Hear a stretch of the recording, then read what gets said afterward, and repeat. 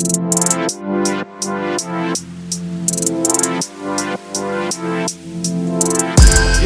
welcome guys to the Barbershop Talk podcast. This is day one of the first podcast actually, and Daniel Mehari here is a good friend of mine from way in the back. That's your first name. Way back in the day, Yeah, call him Mehari though, but that's his original name. Way back in the day. Kick it back a few years. Yes, Yep. sir. So, man, how long have we known each other now? Oh, man, it's been years. It has been years. Potter's House, I mean. Yeah, I started there my 8th grade year, so 2002. We probably met 2002. 2002, Right yep. in that area, yep. So, quite a while. Beautiful friendship, great times. As always. Man, you were, so a little history on Mehari, because you came from a ministry background like I did, and the reason that I wanted to feature you on the podcast and kind of talk you up is because you're smart dude, really smart dude, and his job now, it requires a lot of intelligence. So you're a state trooper. Yep. And you started off in ministry with a small little nonprofit here in town, right? Yep. I was part of the in high school, the Navigators. There we go. Yeah, actually a couple streets over. They used to run around on the southwest side with Potter's House and did a lot of things with them. And then after that, I got hired on my grill.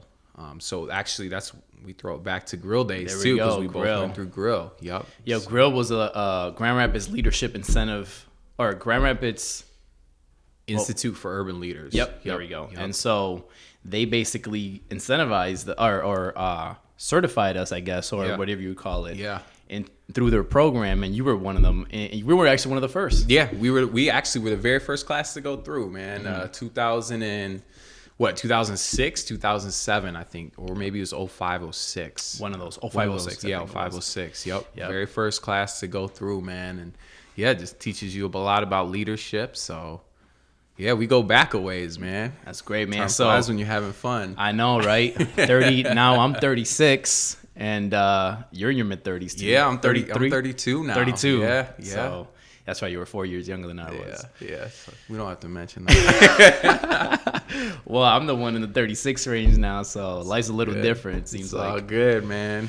Man, but how exciting. We're in some really interesting times, and I know every time you and I are in the chair, we just have great talks. And I was like, I got to have Mehari on the podcast. Yeah. Because you have a lot of great insight, and if you don't mind, update our audience from like where you're doing now. Yeah. Where are you at now? Yep. So, man, it has been a journey. So currently, obviously, working with the Michigan State Police, and that has led me through various avenues, various trails, as I like to call them. But right now, it's led me to the executive protection section. So I guard, dignitaries that come into the state.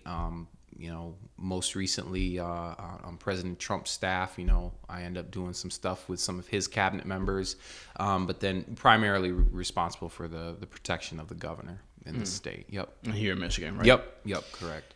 Yeah. So, that's a big role and a big responsibility to take on. And so you get to, you get to see a lot of what's happening. And, And being in your position, I've heard stories, the fun stories, I'd say in the beginning when you first became a state trooper, and you'd go on these ventures, and they were ventures too, man. I'd say they were ventures, coming out alive from many situations that, being blessed to be able to mitigate that and still come out on the right side, man. It's been a blessing, but you've had good training and such, and you hold up yourself very well. Obviously, you work out and you keep yourself in check, And so one thing that I did want to bring into the podcast and this conversation was kind of your perspective on what's taken place over the last year. And as far as not necessarily touching on BLM, right? But like just your perspective on what has been, from what you've seen, core issues or challenges that the police forces face, as well as the American people has faced, and how the media has merged together these narratives that play out as far as bad cop, good cop, blue versus American people, and where that leads. What your perspective has been, and what have you seen as challenges? Yeah, we're in such a charged environment, and the reason I say charged, it seems everywhere you go, whether you flip on CNN, MSNBC, Fox News, there is always news, there's always information that is just, you just look at it and you realize that there is almost a line that has been drawn, and it's either right or it's wrong.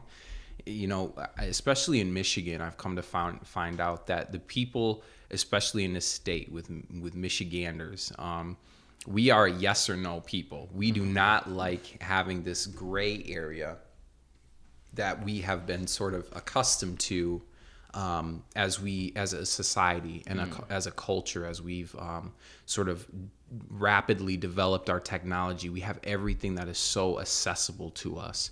And, going back to originally what you stated, it's been crazy because it is such a politically charged environment. We've just had a heck of a year in terms of with politics. And so a lot of that has been driven on the forefront. And you see that whether you're watching a sports game, you see political ads, you flip on your iPhone, you look at the TV, any situation, there's always going to be some politically charged message that's being sent. And whether you're aware of it or not, we're always being influenced. There's always these little influencers in our lives, whether it's billboards, etc. And so how we interpret those messages, I think, is very important in today's day and age. Have you seen a message being misinterpreted into something that was blown out of proportion?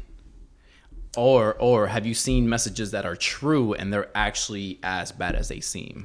Yeah, I mean, we can look at even most recently with a lot of these officer involved shootings, and I'm gonna rely on and go off of what I've seen in the media, and maybe other people have hot topics that they want to talk about, but for me and for our conversations and probably for a lot of the viewers out there, everywhere we go, it has been always about the police and the shootings, the police shootings, defund the police, what that actually means, Black Lives Matter, that whole movement. And so I think it's one of those things that we really need to, you really need to have your foundation and sit down and actually look at what those organizations, what those movements stand for. Especially, one thing that I've been presented with and I've had to talk on has been the whole defund the police. There's a lot of talk about defunding the police, and after the George Floyd murder, that was like running America. Right. That was like headlining news. Wasn't that the third headliner that had happened in that sort of like context? Yeah.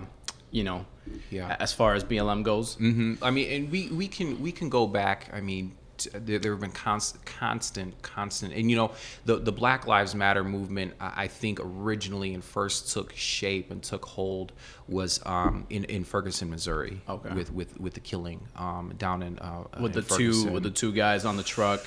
That was I think Ferguson, Missouri took place in around 2015 time frame. That was when it really started to Black Lives Matter, the movement, I believe personally for me, really started to gain a foothold because it was such a gripping case. This was the one with the young man who had gone into a convenience store, allegedly stole a item from the convenience store, was then approached by a police officer. There was some sort of confrontation that took place, and the police officer claimed self-defense when he shot this teenager dead. Other individuals and witnesses have contradicting accounts to what that officer was talking about. So that was when we really, as a nation, I think, started turning our eye towards, okay, what is police brutality? What does that look like? Because for so long, I think that it was something that was always not necessarily swept under the rug, but it was something that nobody could ever say that happened to me or that happens in my community. And then from there on, it was almost like it more and more of these incidences started occurring. You know. I don't recall that story particularly. Yeah. Okay. But I've recalled. I mean, I've learned of many others. You know, Yeah. I don't know if you've seen the what was it? Something the five from. I can't think of the name. It was a movie that came out on Netflix. Yep. Okay. I literally watched it last year. Okay. It was with Corey Wise as the main character, the kid that got sentenced for 40 years in jail for something he didn't do. Okay. Yeah. For a murder, rape that he didn't do, right? Yeah. Yeah. It's on Netflix. I believe it's called The Five or something like Okay. that. Yeah. It's a story that took place in New York City. And then Sure. 5 kids were at the wrong place at the wrong time. And somebody else committed the act. And then they were there. And as they were running away from the scene, they got caught, right? And Yeah. so one by one, they got picked off. And then the entire situation got turned from, weren't you at the park? Weren't you there? You know, and they couldn't find the actual I'm not going to ruin the whole story, but if you guys want to go watch you're all it, good. right? But they from the situation, if you watch the movie, from being being in confinement, they were asked questions that were indicting, right? Where it's like, hey, we know you were there, right? Type of thing. Yeah. And you can tell that there were some coerced questions that weren't fair. And so they put him in they basically sentenced him to jail. I got to meet him here in Grand Rapids, which was really cool. That's crazy. And his psychology is, you're like, wow, this guy's been through a lot. Yeah. You can tell he's been through a lot, Yeah. and the way he kind of responds and the way he is. But I can't imagine having gone through what he went through in jail. Right. And then coming out normal. Yeah, because I mean, there's and not to go off track, but there's certain interrogation techniques that you can use. Right. When and especially you're taught in the academy of if you're interviewing a suspect in a murder, there's different ways to interrogate people. There's different ways, different angles to approach. So, again, going back to Netflix, watching some of these crime shows, I find myself saying, that's not how we would do it nowadays. Crazy. It is closed end questions. Really? Were they black? Were they white? They don't give you another option. What if they were Asian? What if they're Latino? There's other, was it with a knife or was it with a gun? What if it was a candlestick? You know what I'm saying? Right. So you see a lot of these closed-ended questions in a lot of these interrogations, both in real life and in, a fake crime thriller. But, it's just not how you do it these days. Especially when interviewing a victim, you want to ask open-ended questions.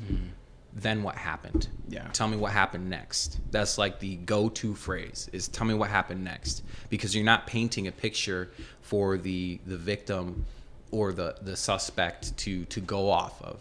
You're leaving it in their lap. It's literally me shoving you this and saying, drink it.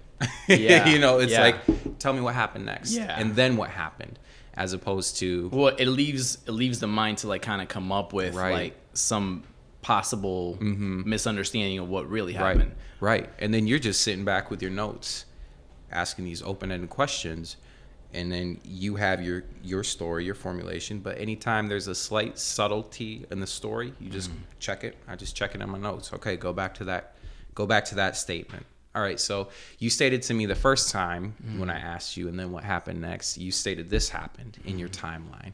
But then the next time I came back and revisited it via you told me this. So these are two contradicting statements. Right. Explain to me I can that. start there. Yeah, just little tricks and whatnot. Yeah.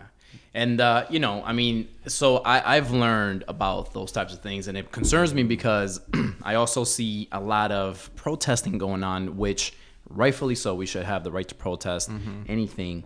However, a lot of the times that I've seen the protesting take place is to try to fix something that is not quite fixable right now. Like it takes a few years. It takes a lot of moving around and a lot of laws and policies in place to make sure that these things are better mitigated, right? But one thing that I think has been argued a lot is like defunding the police. Yeah. And I didn't know let's how talk about that, right? Because I didn't know how I felt about that, and I have friends that are like, F the police, and I'm like, yeah, but have you been to a third world country? Right, exactly. Their police are not what you would expect, and they get away with a lot of stuff. You go to any third world country, mostly, not saying any, but for the most part, they don't have great security. And you can get around, you can do some stuff, man, and get away with it. But on the opposite end, if you get caught, you could be in a real jam because they may not forgive you. The laws are very different there. Sometimes you can get out of a crime with some bribery. Here's $500, leave me alone. Straight up, bro. That's true. You can't do that here. You're recorded here, and then there's like logs you have to abide by, right? Straight up. So you can't do that here. So I'm like, there's a balance where yes, the police are needed. I believe they're very needed, and they're very good to have around. And we should have some of the best cops on the training force. I think you're one of the best cops. Being a good friend of mine, like I appreciate that. Cheers to that. Matter of fact, you brought some good beer today, so cheers to that. Yeah. I just remember the first time, and you've probably seen it. When something is right, something is right. When something is wrong, you sort of have that sixth sense that sort of creeps in, that hair that stands up on your back. It's like just something screams to you that it's off. You don't know necessarily what it is. I remember the first time that I witnessed corruption outside of the country. It was I'd taken a trip to Haiti, and we were going through customs, right? And for anybody who has been to a different country, especially a country that is less fortunate per se than the United States, a third world country, we'll say. It's a whole different process. It's a different lifestyle. It is a culture shock when you're hopping off that plane. And so I remember the first time going through customs, and I was with a group of individuals, and I was with a medical team, and the medicines that we were bringing in were worth thousands upon thousands upon thousands of dollars, and we were going to distribute the medicine and the medical supplies to the citizens in remote villages in the country. And we're going through customs, and we get pulled aside, for a random security check by the Haitian customs. And you think you were going to be treated like TSA. So you lay all of your suitcases down on a table. They open it up, and they just started picking through things as a normal TSA agent would do. But then I got pulled aside, and the Haitian officer, in plain English, says, "I'm going to need money in order for you to get through this customs." Wow. And we had gone through, our pre-checks and everything like that. And it was just like, man, this is so blatantly corrupt. Yeah. Who is holding this officer accountable? So, of course, I made a big stink about it. But then going through the airport, you realize once you've been traveling in that nation how poor that country is, and how that individual is probably just trying to get a couple bucks on the side for him or his family or whatever. You know what I'm saying? There's no, he probably can. Yeah, because there's no such thing as there's no such thing as integrity when your first basic instinct is to survive. You know what I'm saying? Gotcha, yeah. So that was huge, and that was the first time my eyes were open to corruption. And it's like, man, sometimes we really have it good when we don't think we have it good. So yeah, that probably comes full circle back to what we're talking about. And that right there is probably the most prevalent sort of act amongst the officials on the floor and the front lines of the people, right? It's that type of I've heard stories like that so many times. Yeah. It's like, if that's happening there, what's happening up here? So that's scary, Right. And going back to what we've experienced in Grand Rapids within the last few months with protesting and the Black Lives Matters movement that has sort of swept the United States. And, there's, the right to, peacefully assemble and to speak your mind and to make your voice heard. And I've looked at it from two different sides.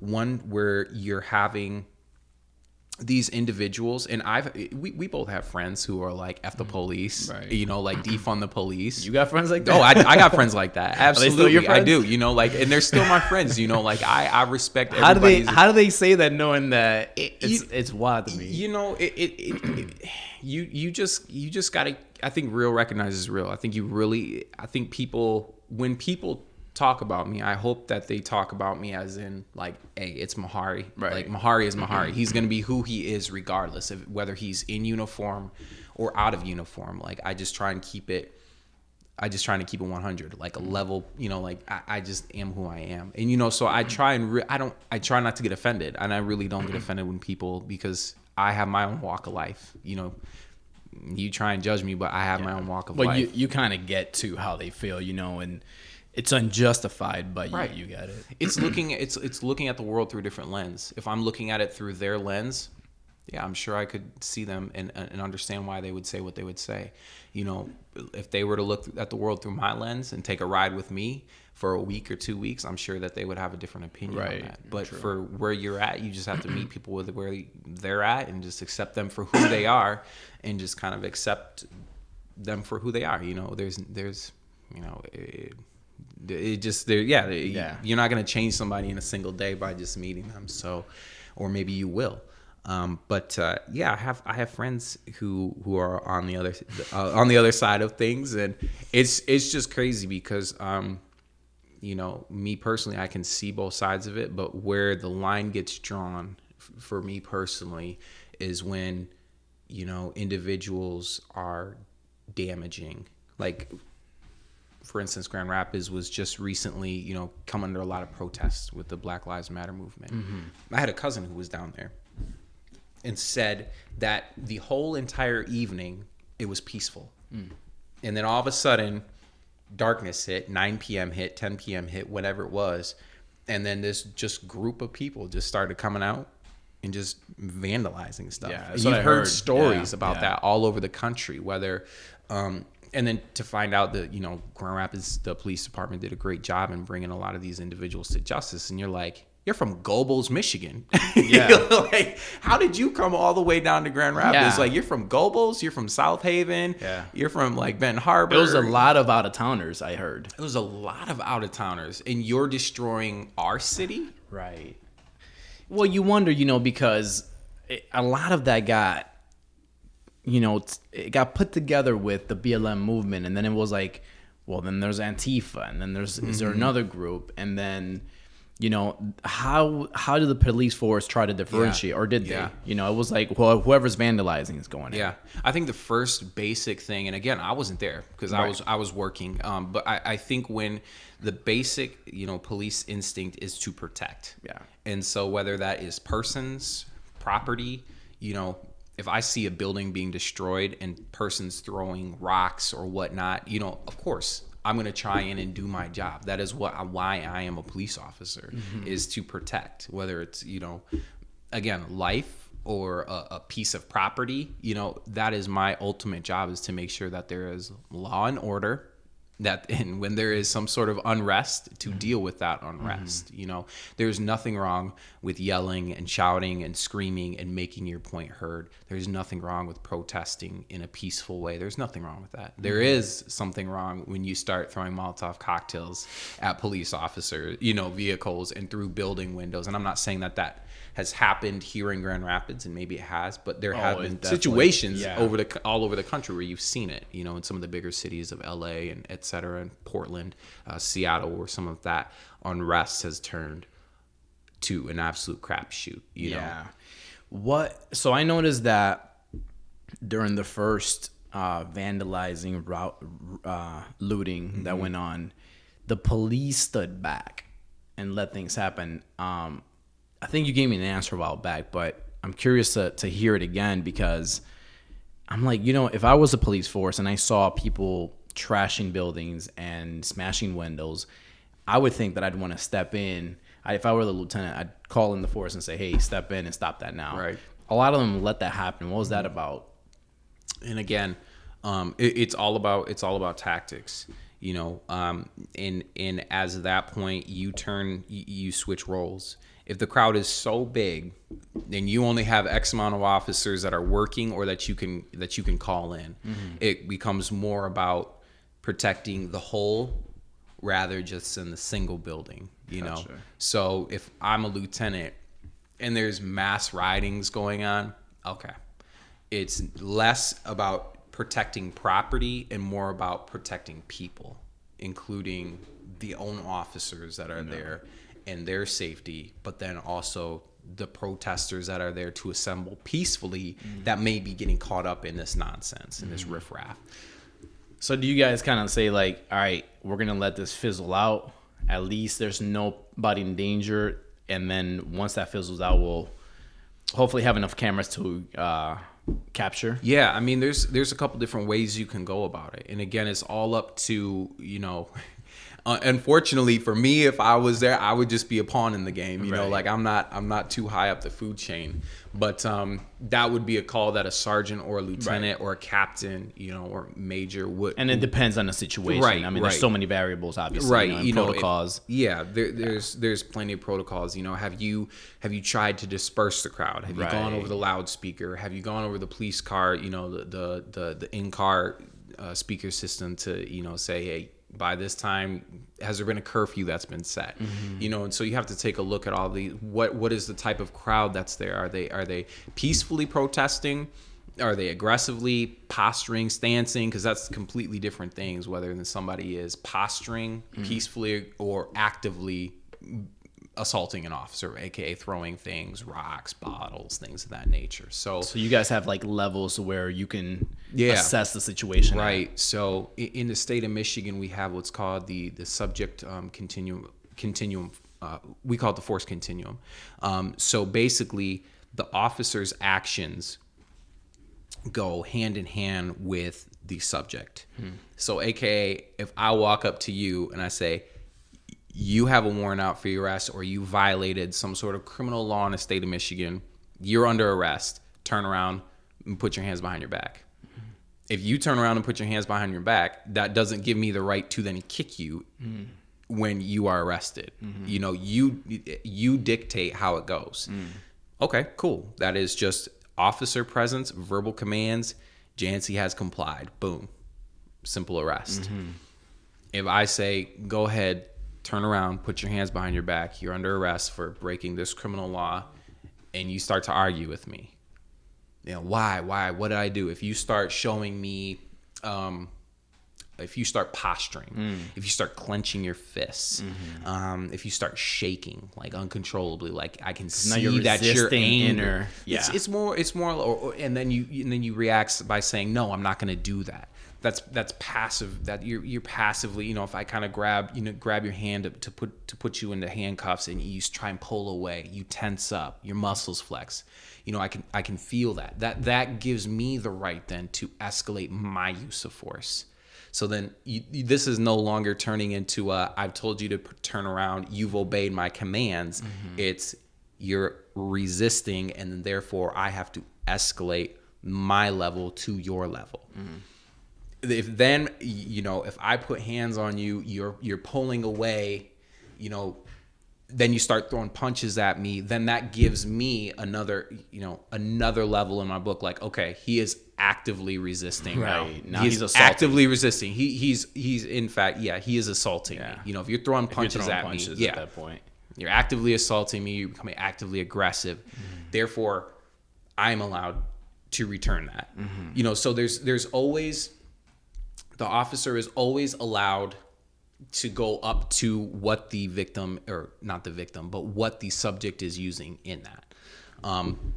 If by chance you then say pick up a stick and start assaulting me with a stick, that gives me a right then to go to my tool belt, quote unquote. You got it, because it's not weapon for weapon, essentially. Right. So then that will allow me. Now, does that get gray? Because absolutely, a stick versus a gun, right? Right. Or absolutely, stick versus stick. I mean, I think that's where it gets great, right? Right. And then in that, and what I say by going to my gun belt, the gun is deadly force assault. That is the last means. That is the last means. There is nothing that all other options for me personally, all other options have been exhausted, meaning that I've tried to tase you.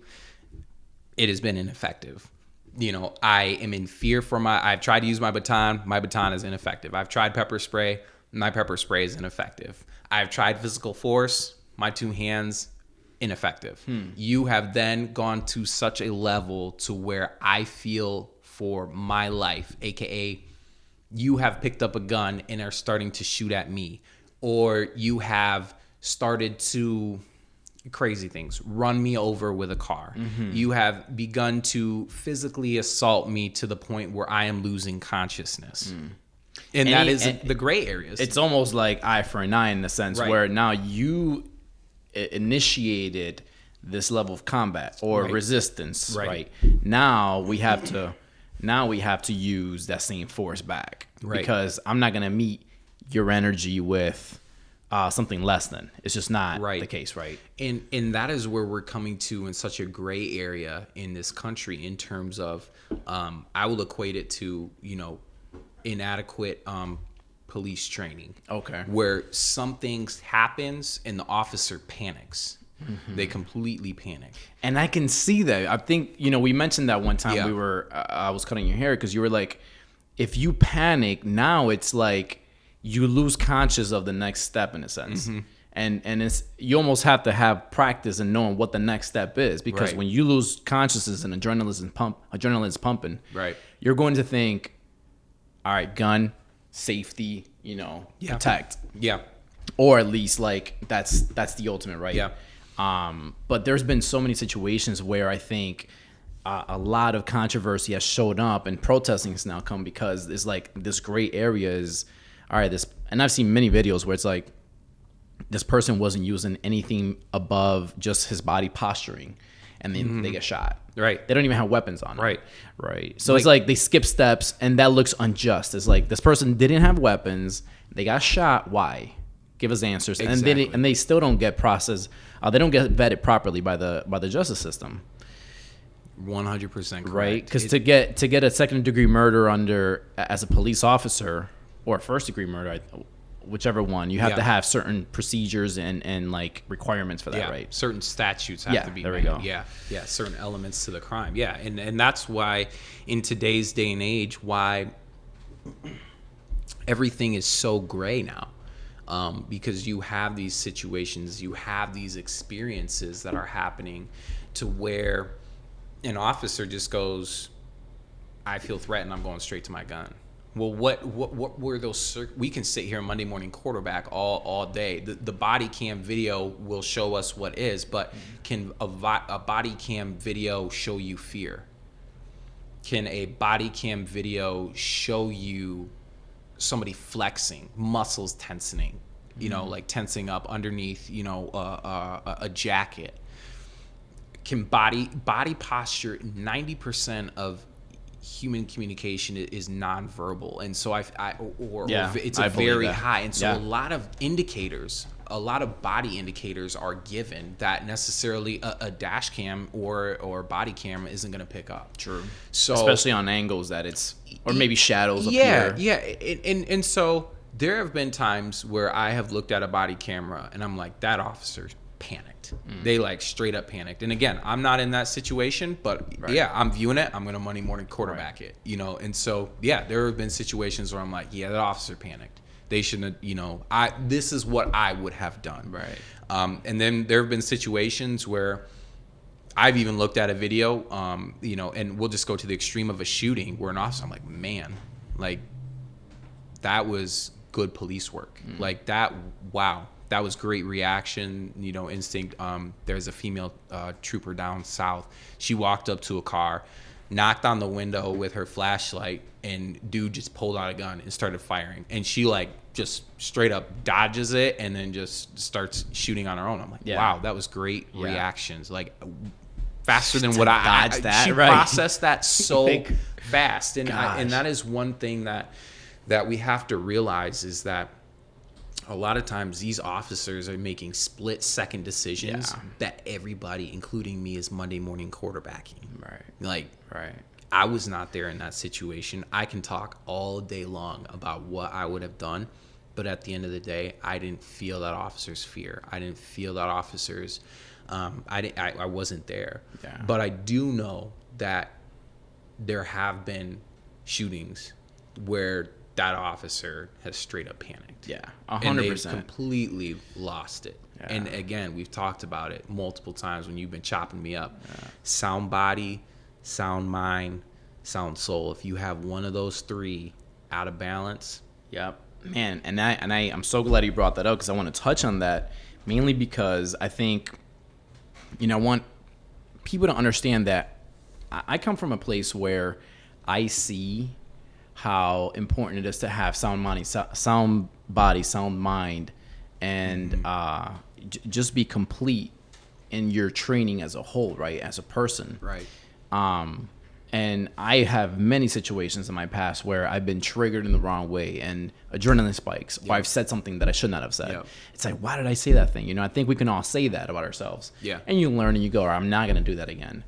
But I can't imagine as a police officer, it's like you're in a situation. It's like Joe Rogan, the podcast commentator. He's a commentator for the UFC. Yeah. And, one of his famous lines, he goes, martial arts fighting is about high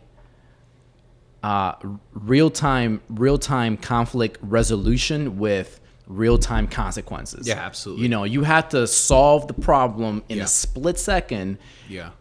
Otherwise, you get real-time consequences, right? And that's martial arts. When you're faced in a situation and it's not combat, when you're coming up to a subject and it's potential danger, but there's potential danger. They might have a gun on them. Yeah.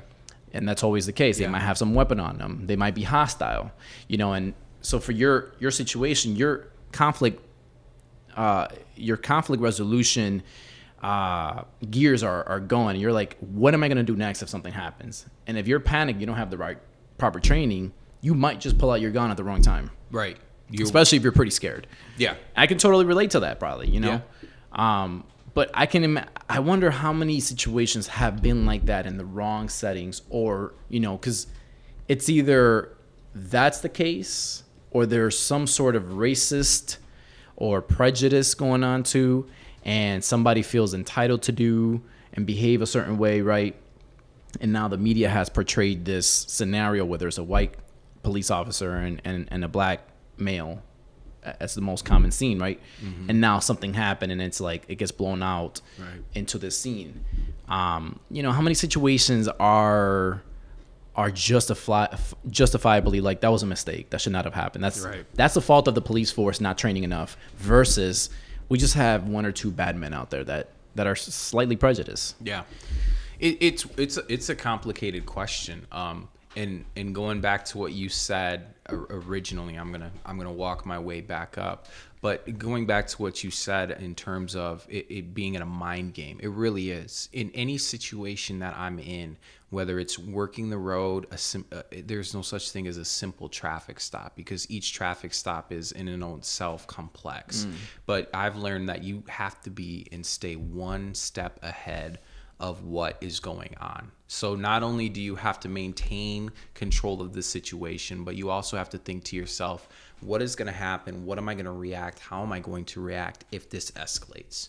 How am I going to react if this de-escalates? So not only do you have to stay in the moment, but you also have to be sort of thinking that one step ahead. Like, okay, if this goes from sugar to shit real quick, how am I going to react? What areas, what avenue of approach am I going to take to maintain this situation when it deteriorates, and a lot of, and then going back into walking forward to your second point is, we cannot be, and by we, law enforcement cannot be so heightened to the point, and I equate it almost to levels. Your state of mind, and we'll say that your white state of mind is in not a reference to color, of course, but it not skin color, but just color coding. Yeah, we're color coding here. Yeah. say if you're just in this white mentality, you are oblivious. You're blowing the red lights. You're just cruising at 95 miles an hour down the highway. You are so comfortable that you are internal. You are not concerned about what is going on around you. You are in the most relaxed state of mind that you can ever be in. Then we'll say that you go from white to yellow, where you have this cautiousness about you, where you're concerned about others. You're stopping at the four-way stop signs. You're being a defensive driver, if we're equating this to driving. You're obeying the traffic signals. You're using your blinker. Then we go to this sort of red-black zone. Well, we'll say red, where you think everybody and their mother is out to get you. Like the second you step outside of your house, anything and everything is out to get you. That car driving down the street is going to drive up on the sidewalk and smoke literally my you. uncle. Yeah, like they literally have these levels of mindset. And then you have this black, where you are so concerned about what is going on. Like, you have gone internal. You can no longer, we call it the fog of war. In the Marine Corps, we used it. We did use that. We color coded everything. And when you turn black, you went internal, meaning that you turned off. Yeah. You are no longer an effective fighter. We have to worry about you. You are a liability. Adrenaline pump, dopamine kick. I mean, everything at its high. Your senses are so heightened that you can no longer think. You can no longer shoot. You can no longer rationalize. And so, going back to what you said, you have to live in this sort of yellow code where you're alert to everything, but not so alert to where you think that the worst is going to happen out of every single situation. You've heard it. I'm sure we've talked about it countless times, where people will ask me, how does it feel like going on a traffic stop? Do you think you're like, if I go on every traffic stop thinking that I'm going to get shot, I will literally lose my mind. Yeah, you're going to hit black often. You're going to be straight up on adrenaline often. Straight up. You have to almost think the best of the situation, don't you? But it's almost, I mean, in mixed martial arts, it's the very balance of, being calm yet striking at the right moment. Right. How do you do that as a police officer? And why now? Is there more training for that? Do you think there's a plan for that, or do you think that there could be more training for that? To be honest with you, I think it comes down to life experience, and it comes down to confidence. If you're confident in who you are and what you're about, your training that you've experienced, whether you're going through the academy, military, whatever it may be, whatever training that you have to be confident in that training. If you're not confident, you're just going out there and you're just going to get exposed. Swinging it. And that's why you're going to end up on CNN. Wow. Straight up. Yeah. Or Fox News or MSNBC or whatever news outlet there is. It was because you lost your cool. You failed to function properly with whatever training or instruction that you received. And so, I'm a huge advocate in training. Yeah. I think one should always be training. Again, we go back to it. It's on body, mind, and soul. Yeah. Do you think there's enough training for the police force across the nation for this? I mean, and if there is, why are we dealing with these situations? But if there isn't, will it help mitigate? Yeah, so not to get technical on you, but the Michigan Commission on Law Enforcement Standards, MCOLS, is what is the governing body of law enforcement in Michigan.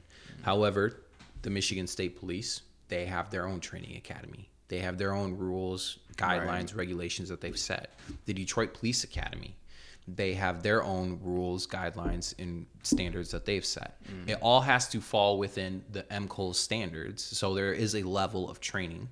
But outside of that, I know MSP with the Michigan State Police, we go above and beyond expectations based off of my training and experience that I've gone through. I haven't gone through what's called regional academies, Grand Rapids Community College or a Ferris or Grand Valley State University, a police training program where these individuals are going through programs and they're MCOLS certified as well. But I mean, you could join the Kent County Sheriff's Department and you could be from Grand Rapids Community College Police Academy, or you could be from Ferris's Regional Police Academy, or you could be from Grand Valley States, or wherever there are regional academies. Are those all up to the same level of training? Yes and no. But you come from different experiences and different trainings automatically. So it literally depends. So many variables. Yeah. It's hard to. It hard to sounds like gauge. it's hard to blanket one, requirement across the board, especially state to state. Absolutely. And I will say this. If I were to have joined the Michigan State Police straight out of college in today's environment, there's no way I could do it. There's no way. Why is that? There is such an extreme from being a college student, 21, 22-year-old with no As a life young experience. young male. And then this is just from my personal experience. Right. There have been plenty of individuals that have hopped straight from 21, 22 college into a patrol car and are very successful officers. Me personally couldn't do that.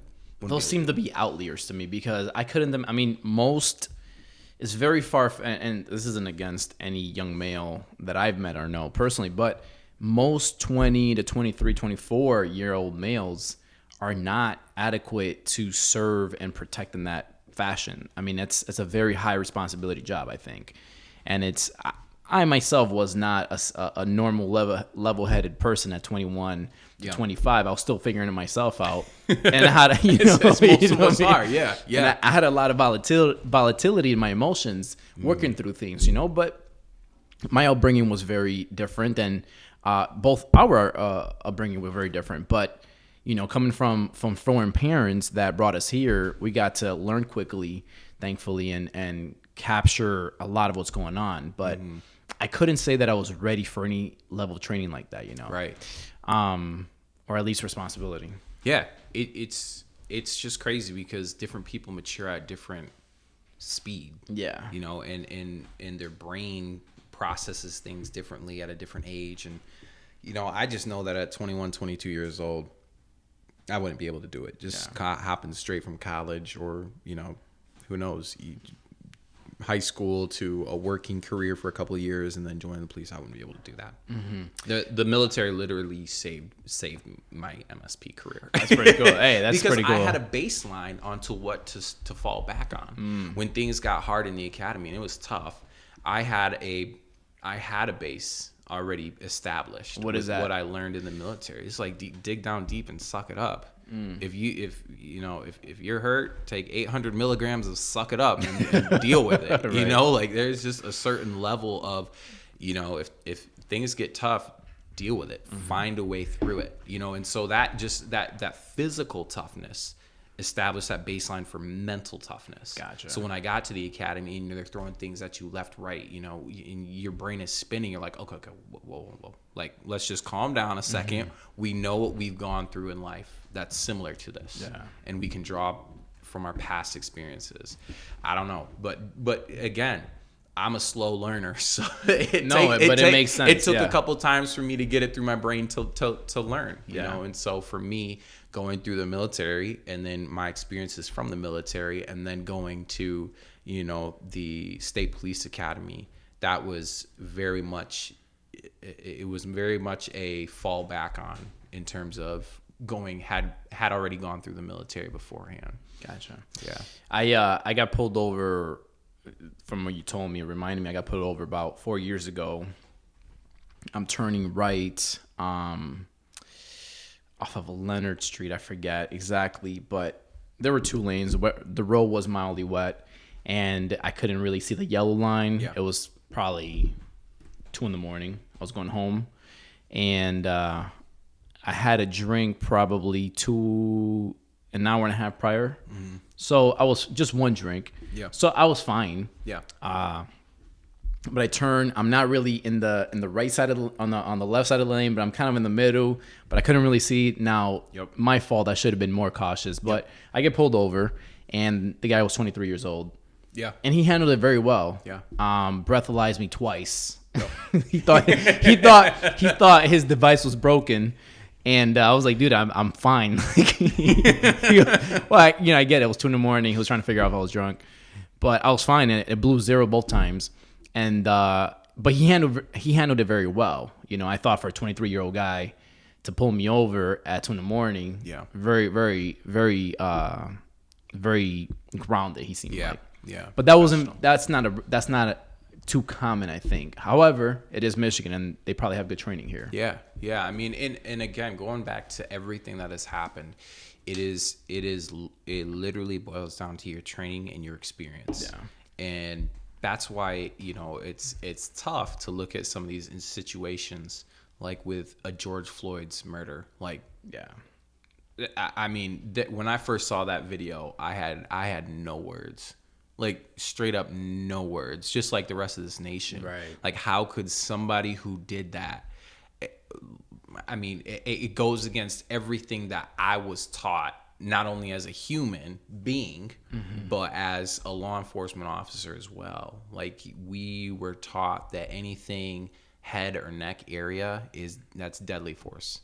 So, for an individual, and again, that goes back to this subject officer force continuum that we've been talking about earlier on, is you went from 0 to 60 real quick. Yeah. You didn't even go through the proper steps of the subject force continuum, and you're out here. And so, and we've seen that now constantly happening in the news. A few years ago, South Carolina, a black male who was on a warrant was running away from a police officer. The police officer tried to taser him.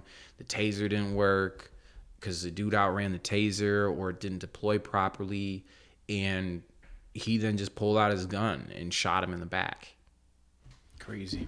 Like, what? Wow. And it so then if people start seeing this over and over, there's no reason. It is only natural why we're in this situation that we're in right now, where everybody's questioning everything that a police officer does, is because there's this narrative that we keep seeing over and over and over again. I haven't even begun to process Georgia, with the murder down there. It's and so have we come to the point now where we're so heightened, where every time anybody does something wrong, in not terms of a shooting, but just in terms of anytime anybody does something wrong, are we to the point now to where we're doing this whole cancel culture, where we're like, we condemn you, that was wrong, you deserve equal or worse than the fate that's happened, or where are we at as a society? So it's one of those things that we really need to evaluate and figure out what we're doing as a nation. Like, are we treating each other fairly? Are we treating each other respectfully? Are we treating each other the way that I would want to be treated? It's basic, simple human culture. But then at the same time, there have been times where officers have done things, people riot, and then they find out that the officer was justified. Right. Like in Detroit, just last month, there was a individual that was going around trying to intentionally shoot police officers. Those officers were able to handle the situation. I do believe it was an officer-involved shooting, and people went out and rioted. Crazy. Like, straight-up cancel culture. Yeah. And that's a big factor, too. I mean, because the media will blow out of proportion maybe one scenario just to get some coverage, right? Just to get ratings up. And I personally think that's something we have to account for. And I think if many viewers are watching this that have been part of the protest, or maybe not a part of the protest, and look at the situation the other way, which is, looking at the situation and letting and vetting or assessing properly what it was, without getting emotional or out of hand, or even causing a ruckus first, but first letting it pan out, Yeah. But that's hard to do. I mean, I guess if there's gray, there's going to be different opinions. Yeah.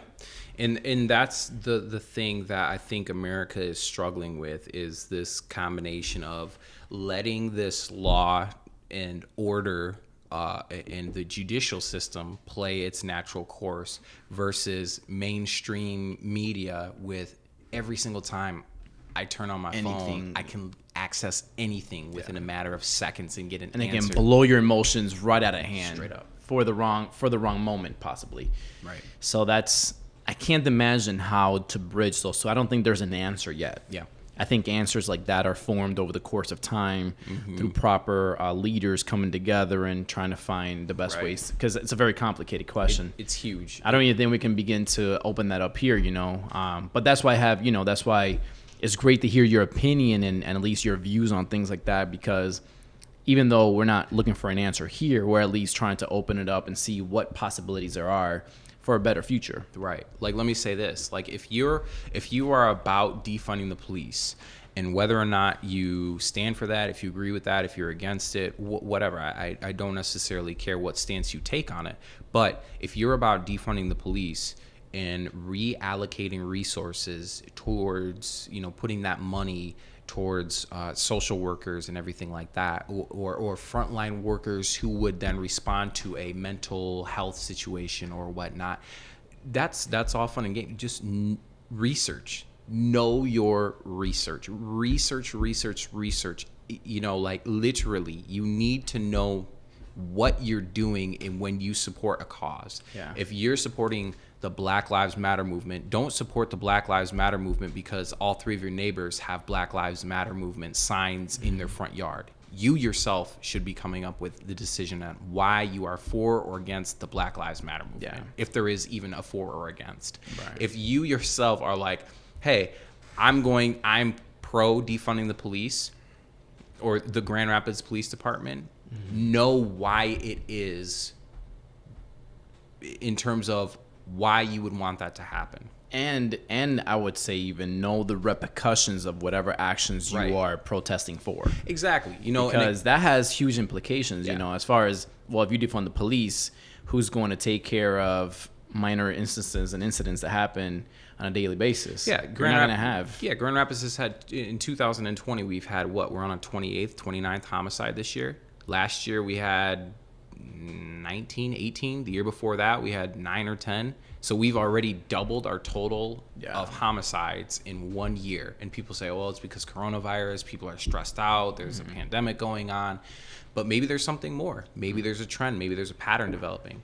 And okay, we want to defund the Grand Rapids Police Department. Okay, so what would that look like? Okay, so then we drop down the council, the percentages, we added up, the charter. Okay, so we can roughly defund 31% or whatnot. So that's 100 plus officers, 70 to 100 plus officers that are defunded. Okay, Grand Rapids has roughly 330 officers. So that is a huge chunk of officers that will be off the road. So then where are we going to find the gap? All right, so we're going to put this money then into social programs like Boys and Girls Club. It's all good as long as you have a plan. Right. That is what I'm trying to say. It doesn't matter if you're for it or against it, but just by rushing to this, plan, just by rushing to this cancel culture assumption, like, all right, defund the police. Yeah. Okay, that's all fun and games, but what now? Right. Yeah. What now? What are we going to do We're going to create a new Chaz. Remember Chaz? The new country inside of, I forget what state it was. Yes. It's like these hooligans decided to create a new country, and there was no order, and they had their own policing, and it fell apart. Yeah. Within its own corruption. Yeah. It just couldn't sustain itself. It literally is one of those things. I don't know how they even got to doing that. That blows my mind. Like what jurisdiction they used to set that up. Yeah, it's just one of those things to where you have to, if you're going to take a stand for something, know what you stand for. Regardless, if you're gonna be about Black Lives Matter, be about it, but know what you stand for. Do your research on it. Yeah. Don't just go along because popular media, social media is saying like you need to be following this. If you're going to support funding the police and keeping funding for the police, know why it is that you're funding or supporting funding the police. Not because, well, they've kept us safe all these years, because we've seen those news clips where there have been officers where you're just like, what in the world were you thinking? Right. And so why am I just going to support that if that's is that the norm? Is that the standard? Yeah. And it is so, like what you said, it is so big of an issue. It is so encompassing, and there are so many different cultures and socioeconomics and like dynamics that we haven't even begun to scratch the surface on. I think that's why, I respect that you say that, because it is so serious that we understand that first as a people. Oh, yeah. Because we don't know what it's like to be in that front line and have to address that traffic light stop, or confront that person that maybe stole something at a store, right? And you get called. Yeah. There's so many scenarios, and I think there's many unfortunate situations that have happened within the context of, subject and the police officer. Many unfortunate situations. Yeah. The question becomes, how do you start to mitigate that process for everybody? Obviously, I'm not going to come up with an answer, or we're not going to come up with an answer here. Yeah. But one thing that makes the most sense is like, well, what if, I heard somebody say this one time. It's like, well, what if there was training? What if there was mixed martial arts training or jiu-jitsu training for the police? Like, because now you can understand levels of. I was like, oh, now you can understand levels of like the coded emotions that are happening, right? Right. Not just like mentally, intellectually, but now physically, emotionally. Like you have been there. Crack that open. Cheers to that, brother. Cracking it, man. There we go. I was gonna be like, cheers. What kind of beer is this? This is this is from Bell's Brewery. Bell's Brewery. There we go. He said it's got a hoppy taste. It's actually really good. It's Bell's Brewery. It's an official. So it's a hazy India pale ale. Like it. It's smooth. I didn't even see you drink yours, or I was in the conversation so deep that dude, we were deep. I definitely finished mine. I'm like a quarter way down. I'm like, for sure he's still not done. He's like sneaking it away. That's what's up. Anyway, man, we can drop it off here. We got an hour in about, and great information though. So again, this has been a pleasure, man. Like, super appreciate you coming. Yeah, man, for sure. Hopefully we can do a part 2 of this. I'm sure if you guys like what having Mehari on, comment below, or hit like on the post, because I'm sure we'll be having more of these talks. So or if you have any questions or anything, drop a question off, and definitely we'll respond. Yeah, we'll definitely respond right away. So cool, man. Well, cheers to the new. Hey, I appreciate you for having me on, bro. Absolutely, man. Thank you so much. And guys, thanks for watching. Until next time.